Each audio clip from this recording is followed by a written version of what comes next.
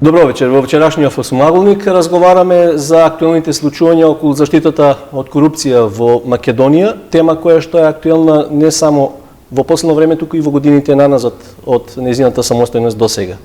Вечерва во нашава емисија гостин е доктор Слагена Тасева, Transparency International Македонија. Добро вечер. Добро вечер. Реков ќе разговараме за актуелна тема корупцијата. Се работи за една малку поширока тема, меѓутоа конкретно причина за вечерашниот разговор е токму стапувањето во сила на еден закон кој што од средината на овој месец е актуелен во Македонија, се однесува на така наречените свиркачи. На почетокот можеби малку да им бидеме попристапни на гледачите, да ги запознаеме зошто беше потребно да се донесе еден ваков закон, имајќи предвид дека веќе постојат слични такви. Да, овој закон може да се смета дека е антикорупцијски закон, иако не е само антикорупцијски. Затоа што според овој закон треба да им се создаде можност на вработените во јавната администрација и во приватниот сектор да можат во добра волја да пријават случаи на неетичко, незаконско однесување кој што не мора секогаш да биде корупција. Може да биде и некој друг тип на незаконско однесување и тоа случаи кои што представуваат загрозување на јавниот интерес. Значи, станува збор за нешто пошироко од пријавување на случаи на корупција, иако законите за заштита на whistleblowers или свиркачи или укажувачи скоро една деценија наназад се третираат во корпусот на закони од областа на борбата против корупцијата, како што беше и законот за пристап до официјалните информации од јавен карактер. Гледаме сега дека и тој закон не е само антикорупцијски или заради борба против корупцијата, туку граѓаните можат и да си ги остваруваат другите своји права преку тој закон. Исто и за законот за спречување на судир на интереси. Судирот на интереси не е кривично дело корупција, но представува еден од механизмите за превенција и воспоставување на систем на одговорно и отчетно однесување на оние кои што ја водат државата или пак на одговорните лица во приватниот сектор. Зошто беше потребно да се донесе овој закон? Голем број на држави немаат вакви закони. Значи, Македонија е една од државите, меѓу би рекла помалку од 20, едно 15 закони вакви постојат во светот. И Република Македонија е една од државите која што донесе ваков закон, затоа што одредбите кои што ги имавме во другите закони, а кои што ја уредуваат оваа материја, едноставно не функционираа и оваа работа остана цело време не регулирана и не имплементирана и таму каде што постоеше законот. Само еден пример, сигурно гледачите и вие досега многу пати сте слушнале за случајот Телеком, за Маđar Телеком и Deutsche Telekom. Во тој случај, еден човек кој што беше член на управниот одбор на Телекомот, господинот Симо Грујовски, дојде кај мене, тогаш бе во антикорупцијска комисија, да пријави дека веќе пријавил во управниот одбор, дека од компанијата се извлекуваат многу големи пари за некакви консултантски услуги, кои што се непотребни или нејасни за него како член на управен одбор, зошто се трошат тие пари за таа компанија, кога веќе се даваат пари за реклами и за се друго. После таквата пријава, господинот Грујовски, бидејќи тоа го пријавил и на управниот одбор и на менаџерите во фирмите, беше оттргнат, односно не беше повеќе член на управниот одбор и доби отказ од фирмата, од Телекомот. И тој минатата година ја изгуби битката со нашите институции дури на Врховен суд, за да си ги реализира правата од работен однос. Значи, во другите држави овие прашања се уредени и со законите за работни односи.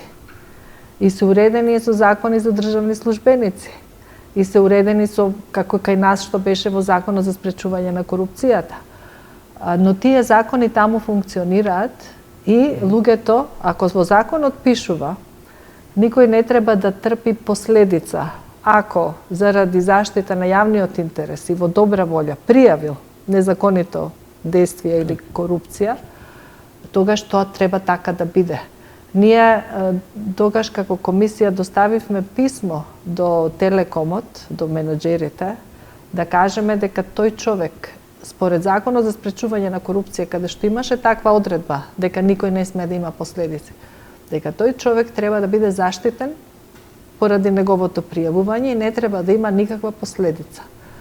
Ниту компанијата, ниту судовите тоа не го испочитува до крај и немаше механизми како да се заштити господинот Груевски. Друг познат whistleblower кај нас е и професорката Фросина Ременски, која ги пријави афисите, за да ги пријави дојде кај нас во Транспаренси да праша како е постапката. Го известивме јавниот обвинител и народниот правобранител и антикорупцијска комисија, но таа сепак беше разрешена од проректор за настава. А за тоа, за незаконитостите, дознала вршејќи си својата работа како професор. Значи, бидејќи кај нас она што го имаме во законите не функционираше, неопходно беше да се подготви еден законски текст кој што ќе ги содржи сите меѓународни стандарди и принципи кои што уредуваат оваа материја, да ги ставиме на едно место и да обезбедиме нивна соодветна примена во функција на заштита на оние кои што настапуваат или истапуваат од во јавниот интерес. Може би се сеќавате исто така дека ние за јавен интерес зборувавме и кога се одлучуваше дали објавените снимки од прислушкуваните разговори треба да бидат дозволени во судот или не. И повторно препорачавме судот да го цени тука јавниот интерес, а не дозволеноста на снимањето. И според мене, господинот Заев во Македонија е исто како Сноуден или Асанж во другите држави. Тој е whistleblower. Тој е човек кој што откри многу случувања за кои што ние немаше да дознаеме ако не се појави некој кој што ќе се одважи и да ги објави. Значи, само да го разграничиме терминот пријавувач, укажувач, whistleblower, дека тоа не е сведок, може да биде во некоја фаза од постапката и тоа, меѓутоа станува збор за нешто што навидум личи како да е веќе уредено со другите закони, но за нешто што имаше потреба сега дополнително да се уреди. Ако сакате уште повеќе за тоа на кој начин се гарантира заштитата, ќе зборуваме во текот на разговорот. Законот изгледа премногу широк, значи не се однесува само на јавните служби, туку целиот сектор и стопански и административен. Кој се може да биде свиркач, така наречен, дојавувач на корупција? Свиркач може да биде секој. Јас, вие, значи сите ние можеме да бидеме во ситуација да дознаеме за нешто што е спротивно на јавниот интерес и да сакаме тоа нешто да го пријавиме некаде. А при тоа да немаме никакви последици. Знаете, кај нас посебно е тоа потребно затоа што граѓаните се плашат од последици. Се плашат од освета, се плашат од губење на работа, се плашат од најразлични видови на последици за себе и за своето семејство, за своите блиски. И најчесто тоа го слушаме како изговор. Кога некој ќе ми приде со нешто, кога ќе кажам зошто вие сами тоа не го направите, велат, ама вие можете, јас се плашам, ќе имам последици. Значи сега е можноста да се обезбеди пријавување без последици. Да можат граѓаните, вработените во администрацијата и вработените во приватниот сектор да пријават без за тоа да имаат последица. Затоа што законот им гарантира дека нема да имаат последица. Законот обезбедува судска заштита на начин што пријавувањето, односно постапката во судовите по тие случаи е идна, а обврската за докажувањето паѓа на другата страна. Значи, ако вие нешто сте пријавиле дека нешто се случува, она што прво треба да се направи е во администрацијата, значи сега зборуваме за сите, општина, градинка, институција, телевизија, приватна фирма, сите мора да имаат обезбеден канал за внатрешно пријавување. Ако јас сакам нешто да пријавам, да знам како можам тоа да го направам. Дали на одреден телефон, дали на одреден човек, дали со одредено писмо, на одреден начин и да знам кому можам да му се обратам. И тоа на повеќе нивоа. Ако немам доверба во мојот прв предпоставен шеф, ќе одам кај повисокиот, ако имам доверба во него. Ако немам доверба во ниту еден од мојата фирма, тогаш ќе одам кај народниот правобранител, затоа што покрај внатрешното пријавување постои линија на надворешно. Надворешното е народниот правобранител, јавниот обвинител, антикорупцијската комисија и како крајна инстанца се медиумите кај што граѓаните можат да пријават и во медиумите. И такви канали за пријавување треба да имаат и институциите, јавниот сектор и фирмите кои што имаат повеќе од 10 вработени. Која е гаранцијата дека нема да биде откриен, условно речено, идентитетот, веројатно ќе биде познат на свиркачот, меѓутоа да нема реперкусии? Која се гаранциите? Значи, токму тоа е суштината на законот, дека идентитетот на свиркачот не треба да биде познат за никого. Затоа лицата кои ќе работат со овие пријави треба да имаат и безбедносен сертификат и треба да знаат како се постапува заштитено, односно треба да бидат обучени. И идентитетот на пријавувачот може да се открие само ако тој тоа го сака, ако дозволи, или дури во судска постапка, ако судот одлучи дека треба да се открие идентитетот. Според мене, како правник, таа одредба во законот е спорна. Иако го пишува в законот, ама таква не беше таа одредба, некој ја сменил во меѓувреме, но сепак тоа е дури крајната инстанца во судот. Значи, основно е дека идентитетот не смее да биде откриен. Може само во условија ако лицето тоа го сака и го дозволува. Се друго значи заштитено пријавување. Никој не смее да знае, ни газдата на фирмата, не смее да знае кој работник пријавил до лицето што треба да ја прими пријавата, одредена.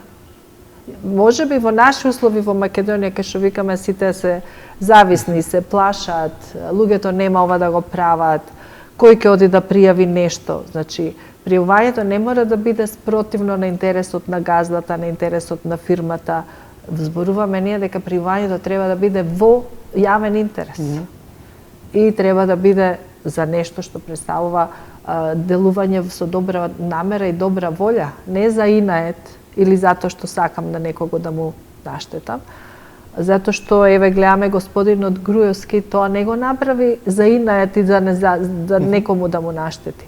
Ние гледаме дека Deutsche Telekom и Mađar Telekom платија $6 милиони казна со спогодбата во Америка, а ништо не одговараше никој во Македонија. Значи, таму навистина имаше случај. Само што тој случај никој не сакаше да го истражи, а тоа е јавен интерес. Сите ние имаме пари во тој Телеком. И од тие пари се извлекуваат надвор. Зошто? За повторно да се корумпираат нашите политичари, за да се одложи за 2 години либерализацијата на мобилната телефонија повторно на наша штета. Значи, ние имавме уже 2 години поскапи мобилни телефони и разговори, затоа што политичарите се договорија дека за 2 години нема да го донесат тој закон.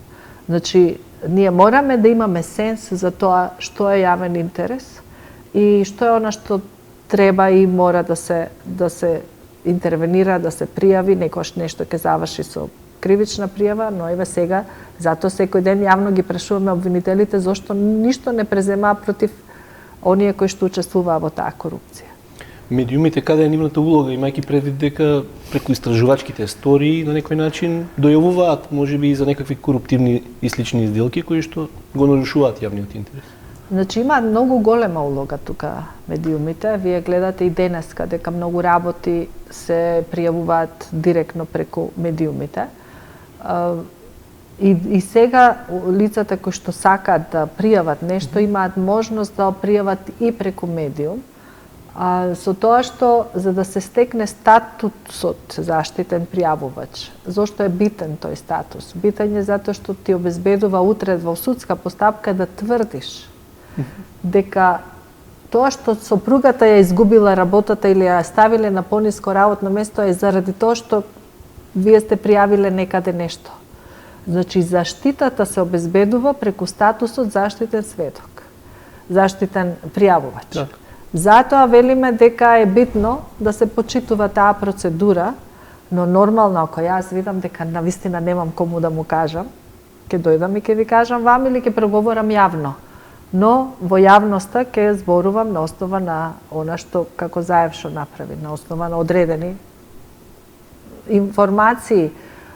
Друго што е битно во заштитата на укажувачите е тоа што укажувачот не мора точно да знае дека нешто тоа е криминално или незаконито. Он може само да се сомнева или така да му изгледа. Значи, ја може да, од ова што го гледам денеска овде, може мене да ми личи ова како да е апсолутно криминално и недозволено однесување, и затоа што така ми личи, ќе го пријавам, затоа што сметам дека е спротивно на јавен интерес и дека мора тоа да се каже. Но може би не сум во право. Може би тој што ќе го проверува случајот, а има обврска да го провери лицето што е задолжено за тоа, може би ќе утврди дека јас сум имал погрешен впечаток. Затоа е битно исто така да се биде тоа, да биде сето тоа доверливо и тајно. Да не се создаваат шпекулации, непотребни шумови, било што. Затоа е тоа лице кое што ќе треба да проверува, треба да работи во услови на доверливост и тајност, за да од законот што предвидел? Вика, во рок од 15 дена лицето задолжено да ги прима тие пријави, ќе треба на пријавувачот да му даде извештај. Да му каже, јас ова вие што го пријавивте го проверив. Го проверив, еве ги актите, еве ги документите, значи тоа се фактите. Еве анализата на тие факти, што произлегува тоа, еве го заклучокот. Од ова што го вие го пријавивте, а јас го проверив, изгледа дека тука имаме криминал или имаме дисциплинска повреда или немаме ништо. Ама он него ќе го извести пак така како што би претходно контактирале доверливо, тајно, за да му каже должен е да го извести. Значи должен е да провери, во рок од 15 дена е должен и да го извести. Ако тоа не се случи, тогаш тој што чека да биде повратно известен, ќе оди кај омбудсманот и ќе му рече, овие јас пријавив, ама забушаваат, не сакаат да ја завршат работата. Како да се селектира, да речам, да не се претвори целата работа клеветење, да се селектираат веродостојни информации од оние кои што се...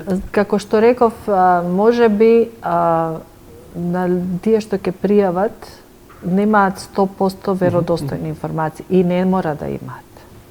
Значи, не се луѓето истражители и обвинители, може едноставно видел двајца луѓе разговарат или нешто се случува во меѓувреме во позадина, па да смета дека тука или во тек е некаква документација или некаков тендер, па гледа некакви состаноци се случуваат, или некој нешто изнесува од фирмата, или колегата нешто им кажува на овие од спротивната фирма или од конкурентската компанија за тоа какви ни се на нас. Не знам што. Значи, може со текот на времето нормално ќе треба да градиме практика, да се знае што на првите 6 месеци од примена на законот, тој стапи во сила на 18 март, ќе мора сите да достават информации, извештаи до Државната комисија за спречување на корупцијата за примените пријави, и тогаш ќе се види што е пријавувано, како е пријавувано. Кога отидовме ние во антикорупцијска комисија во 2002, на крај на 2002-2003, првата година добивме 1100 пријави од граѓани.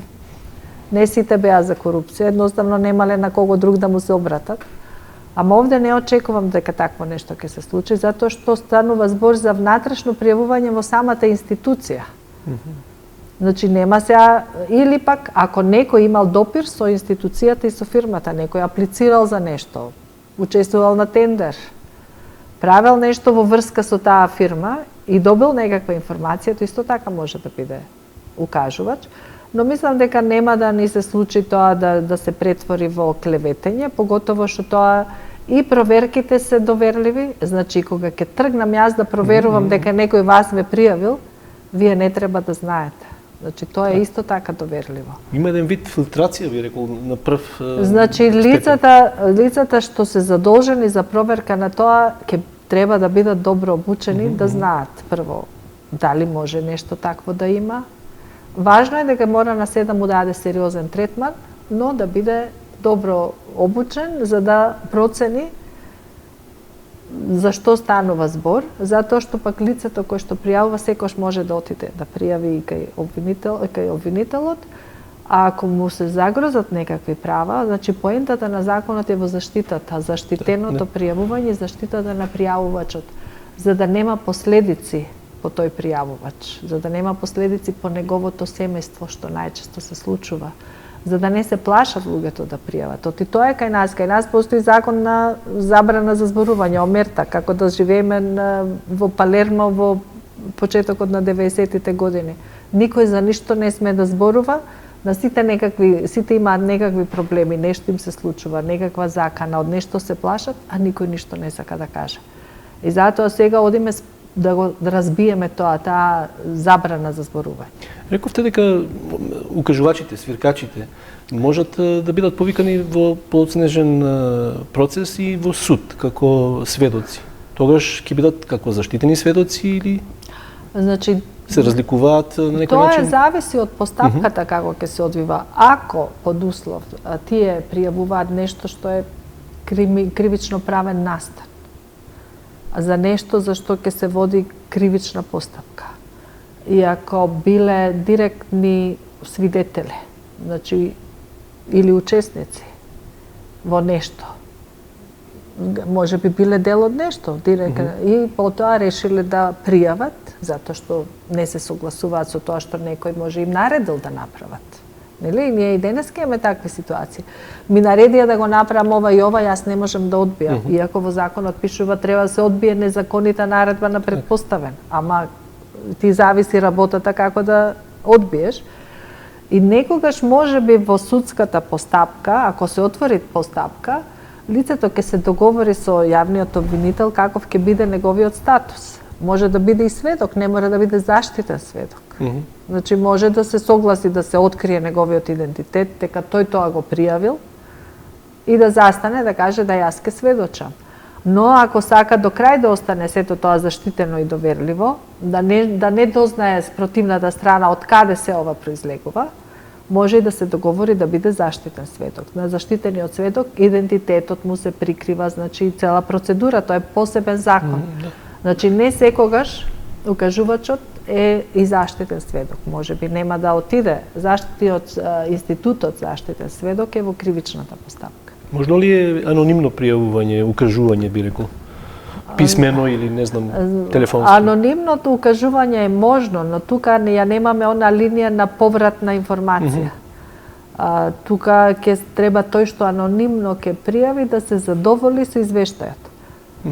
Затоа што на 6 месеци институциите доставуваат извештај и приватните компании до антикорупцијска, но тие извештаи се јавни, треба да се објават. И таму ќе пишува пријавен беше ваков и ваков случај, расчистено вака, нерасчистено или толку вака. И тој што пријавува тајно ќе треба да се задоволи со информацијата што ќе добие преку извештајот, дека по неговото пријавување е постапено и не мора да биде лично информиран за тоа како дали е задоволен или не е задоволен така натаму, но тоа ја отежнува понатаму и состојбата со статусот заштитен. И тогаш се очекува дека и ќе нема последица и не може да се бара заштита. И затоа тоа е нешто што би требало најмалку да се користи. Рековте, во многу држави не постојат вакви закони, односно се уште не се донесени. Македонија во рамките на балканските држави окружувањето каде е? Значи во рамки на балканските држави ваков закон постои во Србија, кој што е донесен пред 2 години, и ваков закон постои во Албанија. Во Ирска постои ваков закон, во Словачка постои ваков закон, во Германија не постои ваков закон, иако нема корупција таму или Не постои закон, но постои механизам кој што функционира. Значи апсолутно, иако немаш закон, се ти функционира. Во Грција исто така се разговара на тема на овој закон. Во Холандија постои тело, организација за заштита на whistleblowers, на пријавувачи, кој што исто така се залага за донесување на закон. Значи, реков дека многу малку се закони кои што постојат, но дури ние, например, докаде одиме, колку се разликите големи, овие разлики се затоа што не ни функционираат институциите. Значи, да функционира нашиот систем и институциите, може би и ние немаше да имаме потреба од закон, затоа што имавме неколку одредби во Законот за спречување на корупција, кои што јасни беа, никој не треба да трпи последица и тоа се друго натаму е градење на правна практика, како тоа ќе го докажуваш во суд или како ќе се функционира, се види дека не функционира. Додека во другите држави, иако не постои закон, не постои ни тело. Кај нас Венецијанската комисија имаме оцени дека имаме одличен закон, но вика сега морате да формирате институција која ќе следи имплементацијата на законот. Супервизор на некој начин. Во Норвешка, во Холандија ти немаш институција што ќе следи. Во Холандија тие кои што работат со whistleblowers се невладина организација која што им помага на заштитените пријавувачи. Ама системот си функционира за да се спроведува законот.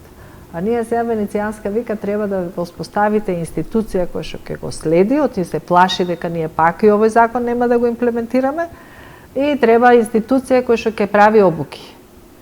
Затоа што не можеме сами да се организираме и мораме се да институционализираме.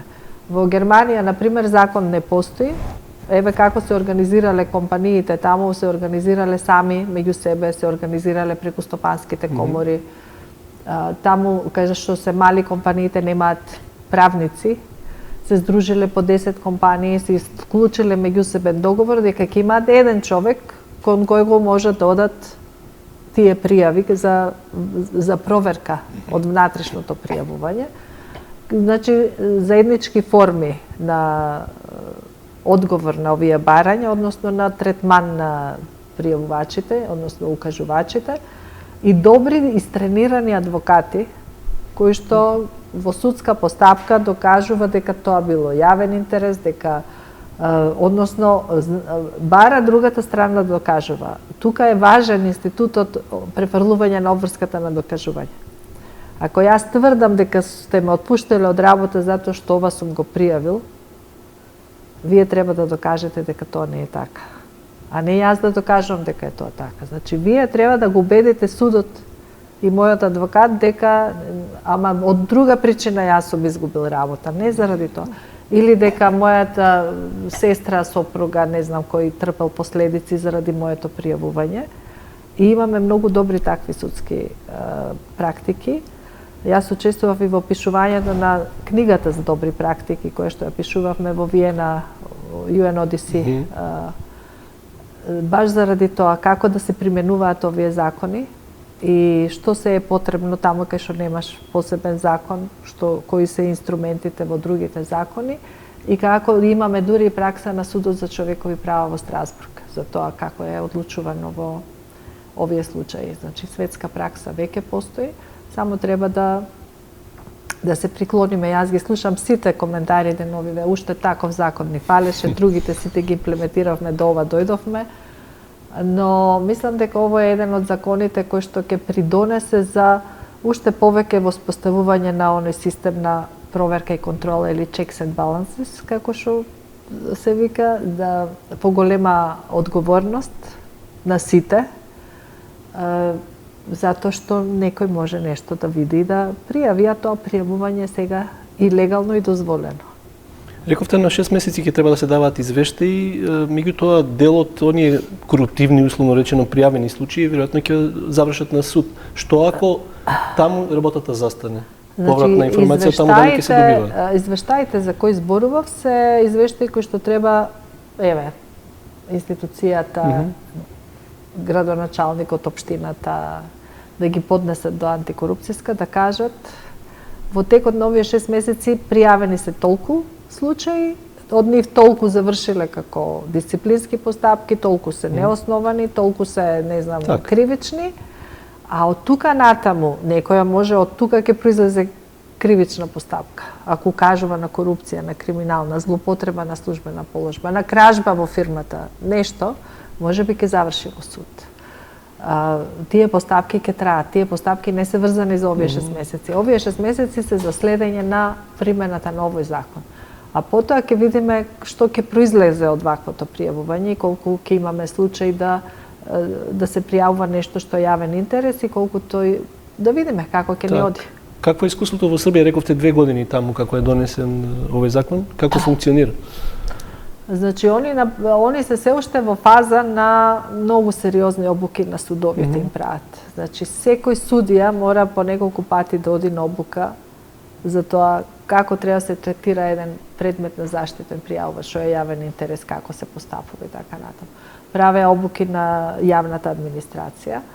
Они го воведоа тој систем, исто така и кај нив омбудсманот е вклучен во тоа, но кај нив целиот систем е сведен на судската заштита. Значи, судската заштита, судот треба да определи статус на заштитен сведок и јас немам уште информација за тоа дали има случаи на заштитени сведоци, значи не сум видела таков. Само кога ги беа тука на нашата конференција во октомври, имавме на 14 октомври голема меѓународна конференција, беа колегите од Србија и омбудсманот и антикорупцијската комисија, кои што направија презентација за тоа што се одржи нивниот закон и што се работи сега за заштитено пријавување. Кај нив се пријавува кон омбудсманот и се пријавува кон судовите. И затоа се прави различен е системот отколку што е нашиот.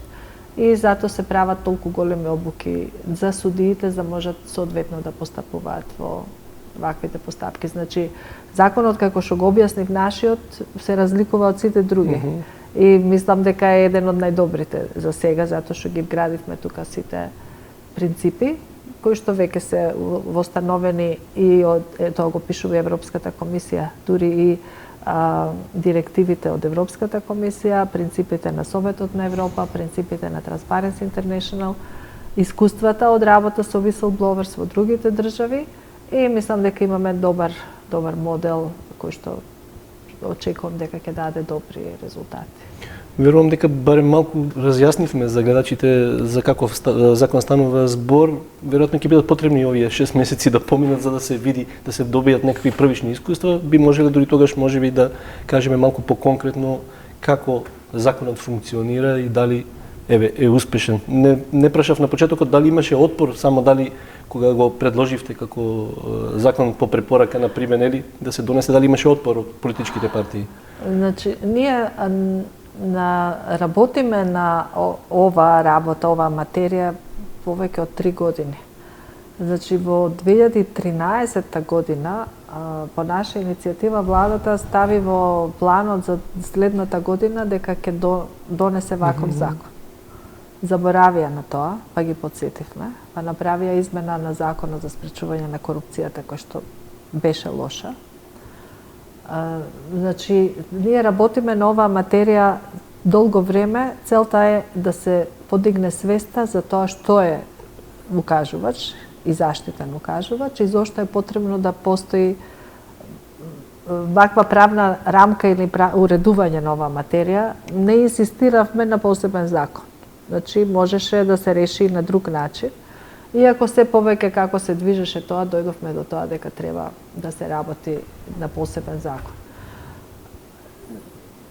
Не очекувавме искрена да бидам дека сега ќе се донесе законот, затоа што имаше многу голем отпор, она што го рековте. Голем отпор од власта. Не сакаат да се донесе таков закон. Сметаа дека е доволно тоа што го имаме. Оние одредби кои што ги предложија за законот за спречување на корупцијата, као да се дозволи нешто и тоа нешто што они го напишаа таму, дека беше единствено антикорупцијска комисија беше местото кај што можеш било што да пријавиш. И во услови кога никој нема доверба во таа институција, тоа беше да кажам, погрешен пристап, еве да не користам други термини. И затоа бевме изненадени, но се случи прженскиот договор, се случија политичките преговори и морам да кажам се случи Законот за заштита на приватноста. Тој закон, според Венецијанската комисија, треба да претрпе целосна ревизија, затоа што тие велат не може снимките да не се објавуваат ако се објавени, повторно треба да се процени јавниот интерес. И како рамнотежа на тој закон, затоа што едната страна на масата на преговарачи го ставаше на маса Законот за заштита на приватноста. Опозицијата или другата страна на масата вика добро, тогаш ќе го ставиме и овој закон на маса, ќе го донесеме Законот за заштита на укажувачите. Така да ние конференцијата беше на 14 октомври, веќе следната недела законот беше усвоен. Ќе ви кажам дека се пишуваше 24 сати и навистина е одличен резултатот од тоа што значи не очекувавме, имаше отпори, но сега кога го имаме законот, добро е да почнеме да го применуваме. Тоа е една од придобивките од преговорите засновани на извештајот на Прибе и Пршинскиот договор. Ќе очекуваме резултати од него, веројатно. Јас мислам дека резултати ќе ги видат сите вработени во јавниот сектор, работодавачите во приватните фирми ќе ги видат резултатите. Значи ова ќе биде за добро на сите. Не треба да има страф. Јас мислам не, апсолутно не. Благодарам за гостувањето во вечерашната емисија. Реков, веројатно малку подобро го разјаснивме значењето на овој закон и дека ќе има свиркачи или укажувачи на коруптивни случаи. Се надевам и се разбира, ова е сето еден процес. Повторно ќе разговараме на овие теми, ќе видиме каде ќе бидат дилемите и проблемите околу имплементацијата.